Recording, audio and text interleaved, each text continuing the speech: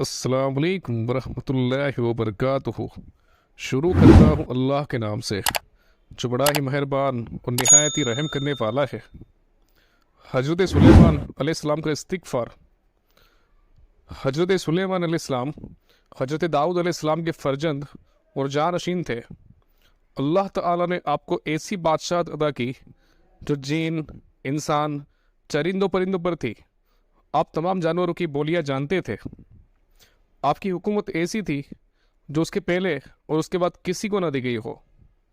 مگر ایک مرتبہ اللہ تعالیٰ نے حضرت سلیمان علیہ السلام کو آزمائش میں ڈال دیا۔ ابن کثیر نے حضرت سعد کے حوالے سے یوں بیان کیا ہے کہ حضرت سلیمان علیہ السلام کی 100 بیویاں تھیں۔ آپ کی سب سے زیادہ اعتبار ان میں سے ایک بیوی پر تھا جن کا نام حبرادہ تھا۔ جب جنوبی ہوتے یا رفع حاجت کے لیے جاتے تو آپ اپنی انگوٹھی جس پر اسم اعظم لکھا تھا جو اللہ کی طرف سے دی گئی تھی انہی کو سونپ جاتے۔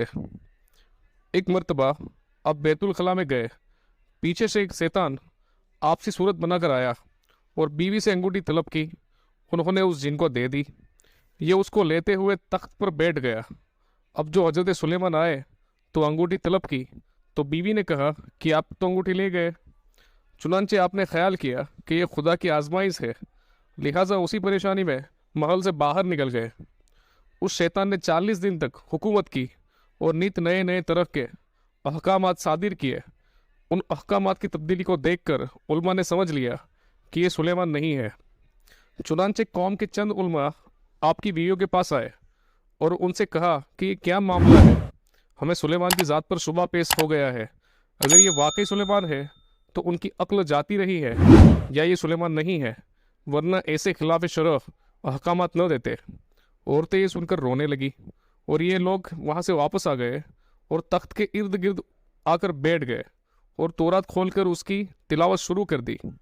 یہ خبیث شیطان کلام خدا سے بھاگا اور جاتے ہوئے انگوٹھی سمندر میں پھینک گیا جسے ایک مچھلی نگل گئی۔ حضرت سلیمان یوں ہی اپنے دن گزار رہے تھے کہ ایک دن سمندر کے کنارے نکل گئے۔ بہت بھوک لگی تھی تو وہاں مچھلی پکڑتے ہوئے کچھ لوگوں کو انہوں نے دیکھا۔ آپ نے ان کے پاس جا کر ان سے مچھلی مانگی اور اپنا نام بتایا۔ اس پر بعض لوگوں نے پیش آیا کہ دیکھو بھیک مانگنے والا اپنے آپ کو سلیمان بتاتا ہے۔ انہوں نے آپ کو مارنا پٹنا شروع کر دیا۔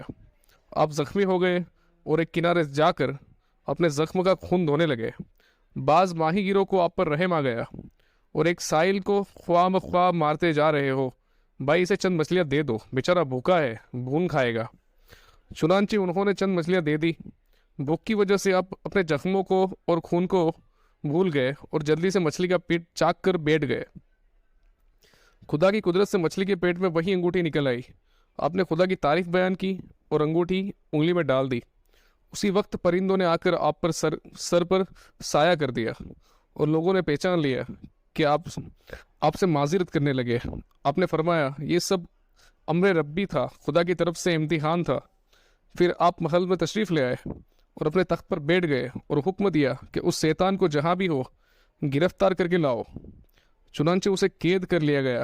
آپ نے اسے ایک لوہے کے صندوق میں بند کر دیا اور قفل لگا کر مہر لگا دی اور سمندر میں پھینکوا دیا، جو قیامت تک وہیں قید رہے گا۔ اس قصے سے ظاہر ہوتا ہے کہ حضرت سلیمان علیہ السلام پر جب آزمائش کا وقت آیا تو انہوں نے بھی اللہ کے حضور معافی مانگی اور اس بخشش کی دعا کی جو اللہ تعالیٰ نے قبول فرمائے، اور اس آزمائش کو ختم کر کے آپ کو دوبارہ تخت بادشاہت پر بٹھا دیا۔